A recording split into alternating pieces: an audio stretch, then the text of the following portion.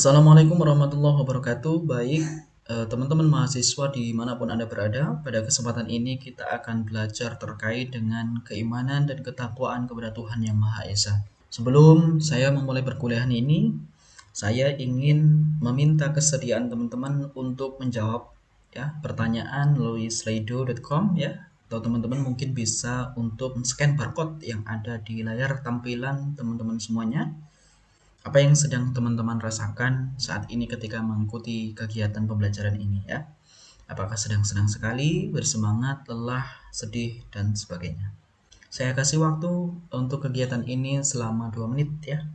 Baik, terima kasih teman-teman semuanya atas responnya ya. Ada yang dalam kondisi senang sekali, bersemangat, ada yang juga kelelahan, ada juga yang sedang bersedih, dan lain sebagainya. Oke, terima kasih teman-teman. Kita lanjutkan. Baik teman-teman semuanya, saya masih ingin mengajak teman-teman untuk bermain ya. Di sini ada pretest pra pembelajaran kita ya. Eh, Silakan teman-teman scan barcode yang ada di layar atau mungkin teman-teman bisa join melalui quizzes.com.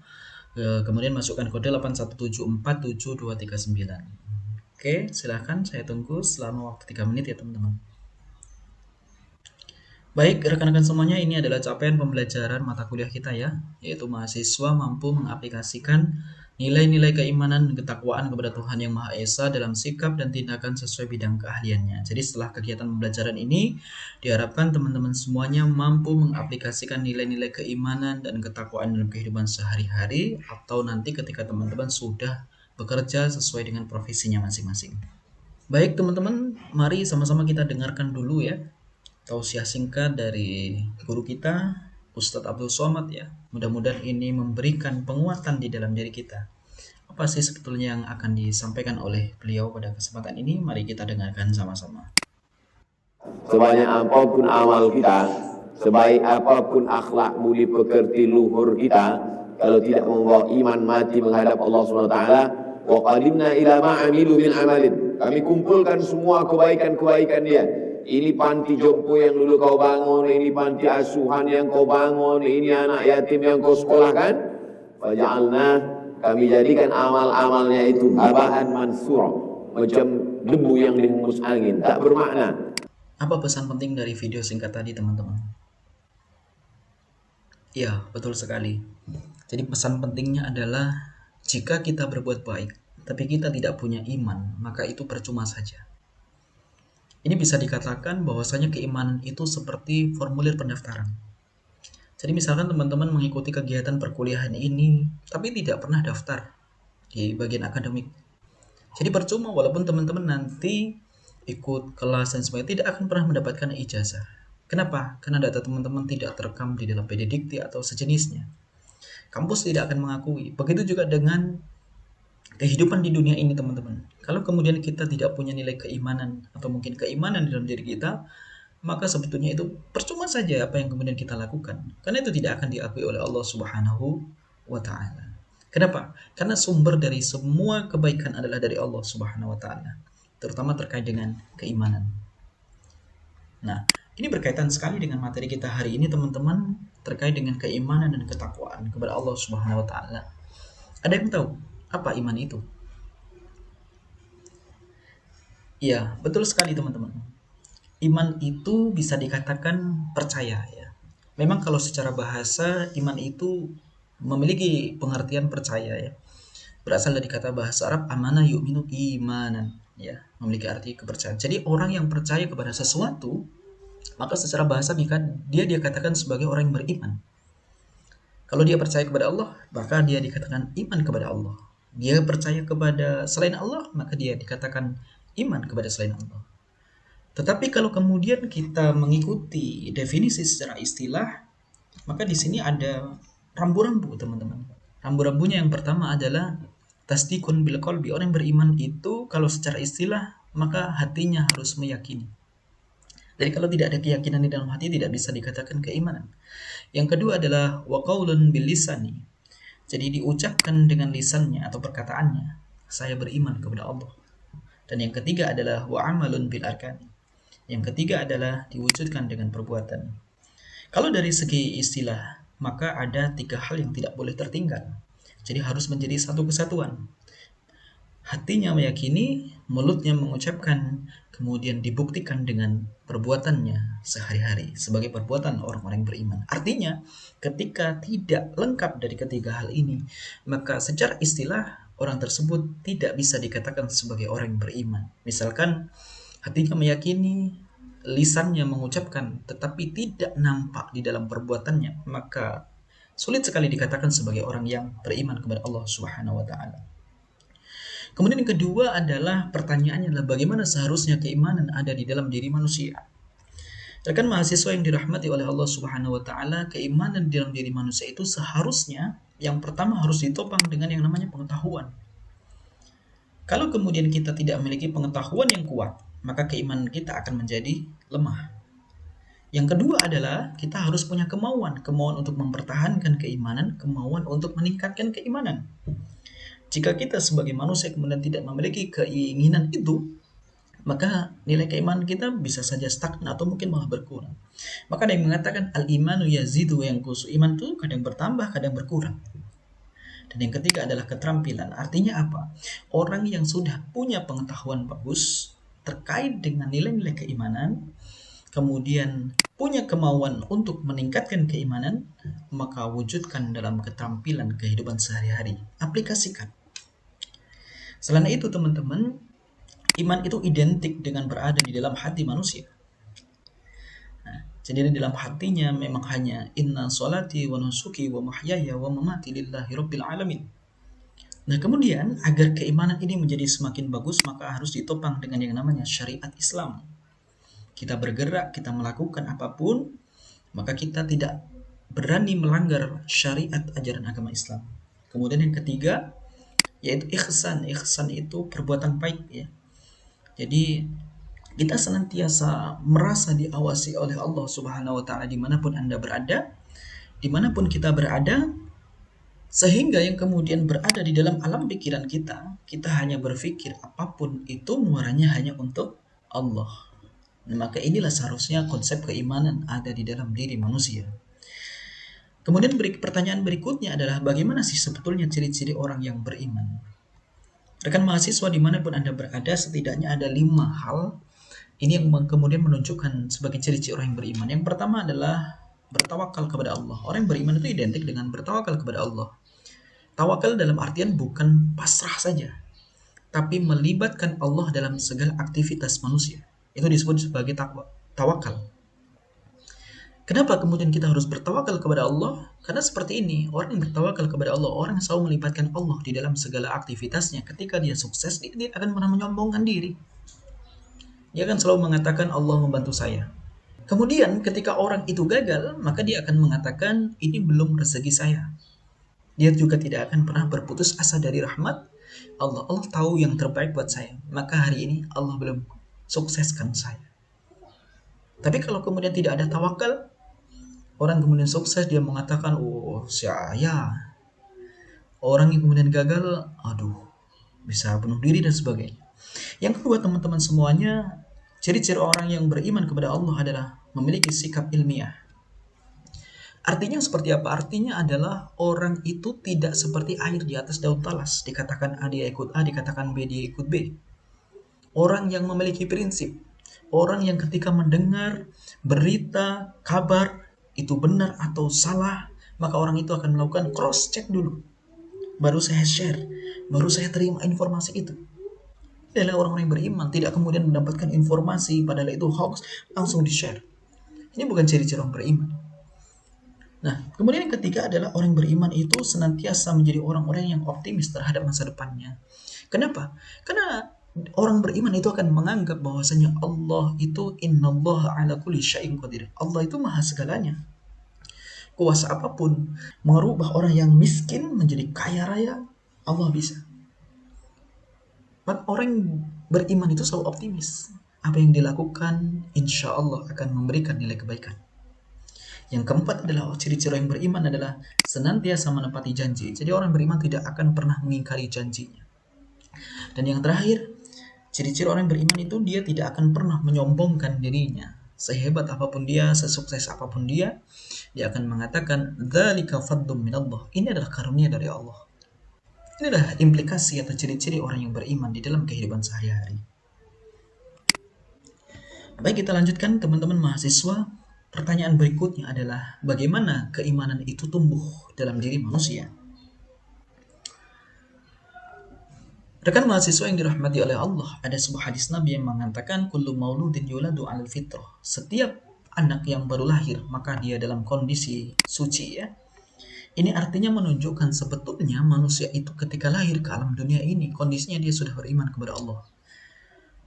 Alasannya kenapa? Karena ketika Allah ingin meniupkan roh di dalam janin seorang bayi yang ada di dalam kandungan seorang wanita yang berusia 4 bulan, dia akan ditanya alastu birabbikum, apakah engkau tahu Tuhanku? Balas syahidnya dia mengatakan, ya saya tahu, saya menyaksikan bahwasanya engkau adalah Tuhanku.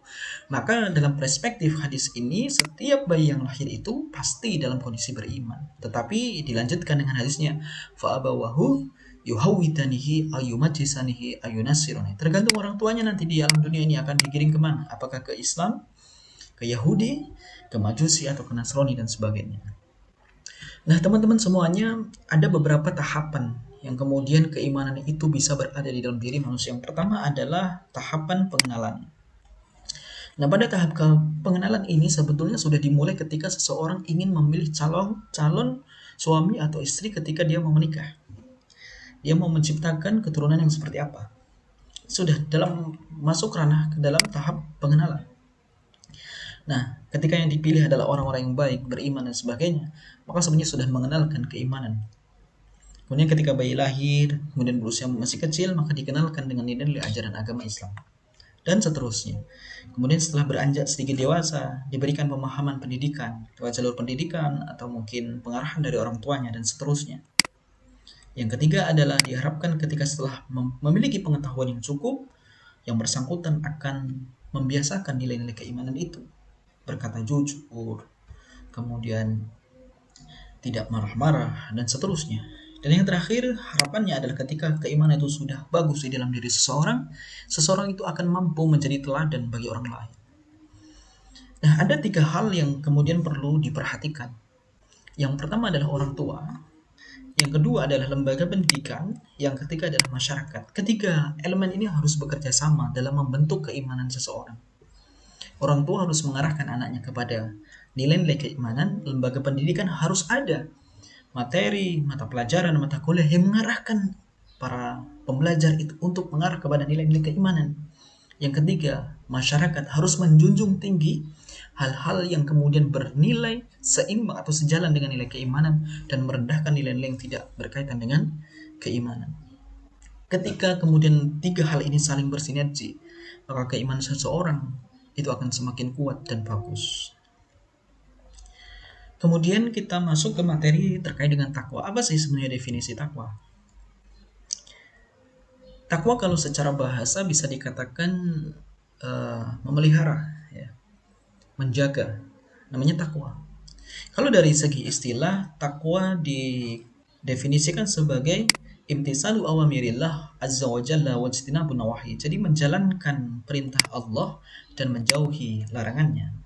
Jadi orang yang kemudian menjalankan apa yang diwajibkan oleh Allah, kemudian menjauhi apa yang diharamkan oleh Allah, itu adalah orang bertakwa. Lantas takwa itu diwujudkan dalam bentuk apa?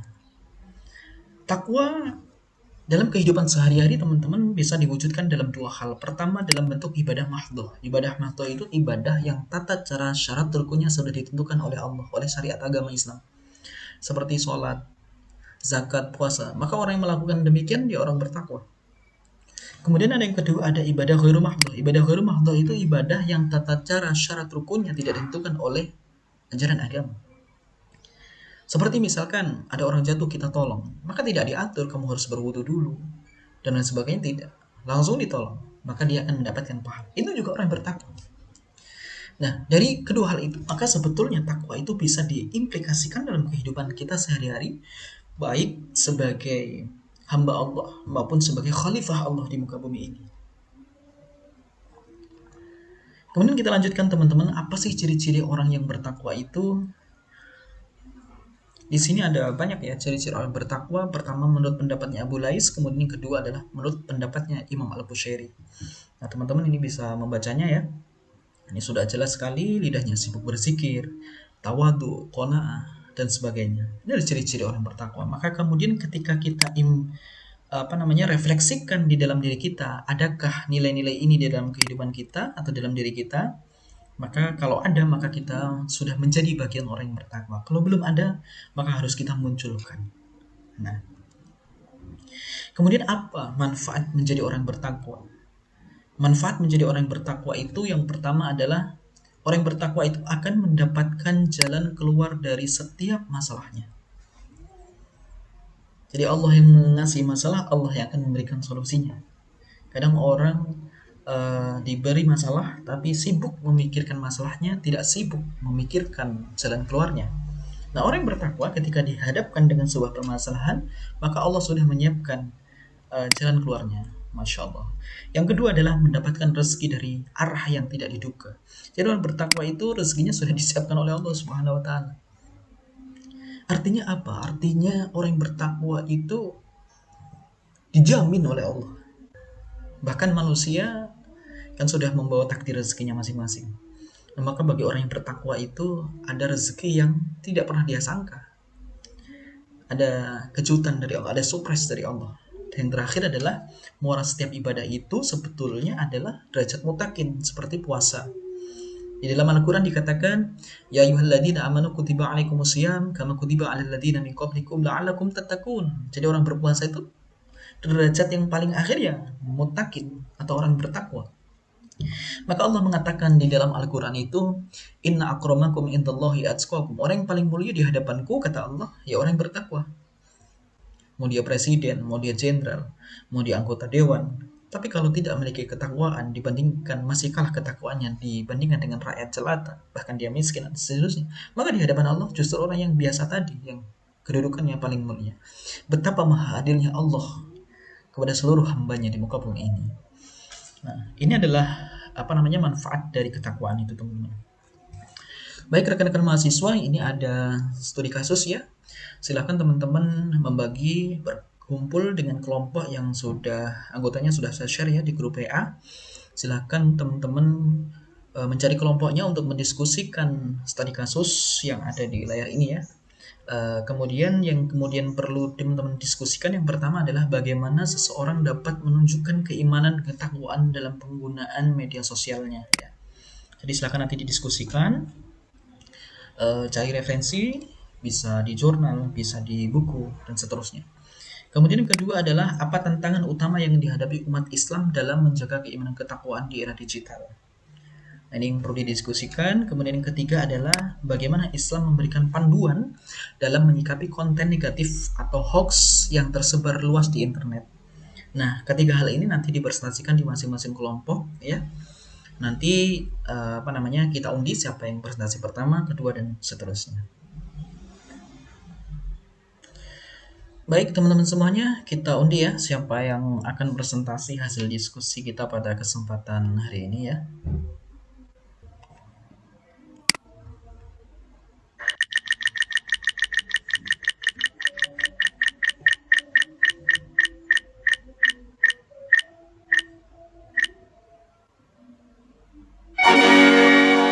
Oke, yang akan presentasi pada kesempatan ini adalah Saudara Faizal Agung ya. Silahkan presentasikan, kemudian kita dengarkan bersama. Baik, rekan-rekan mahasiswa, terima kasih atas diskusinya. Terima kasih kepada setiap kelompok yang sudah mempresentasikan hasilnya. Kemudian saya beri masukan kepada teman-teman semuanya untuk lebih aktif kembali di diskusi-diskusi berikutnya. Tampilkan cara berpikir teman-teman secara luas. Banyak membaca buku, banyak membaca jurnal yang berkaitan dengan materi perkuliahan, kemudian jangan takut untuk berbicara. Kesimpulan materi perkuliahan kita pada kesempatan ini adalah iman dan takwa adalah realisasi penghambaan dan kekhalifahan manusia di muka bumi. Artinya orang yang beriman dan bertakwa itu dia akan menunjukkan perannya sebagai hamba Allah.